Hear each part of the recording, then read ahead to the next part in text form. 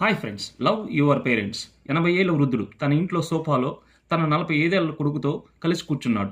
ఆ గది కిటికీ మీదో కాకి వచ్చి వాలింది. అదేంటని తండ్రి కొడుకుని అడిగాడు. అది కాకి అని జవాబిచ్చాడు కొడుకు. కొన్ని నిమిషాల తర్వాత మళ్ళీ రెండోసారి అదేంటని ప్రశ్నించాడు.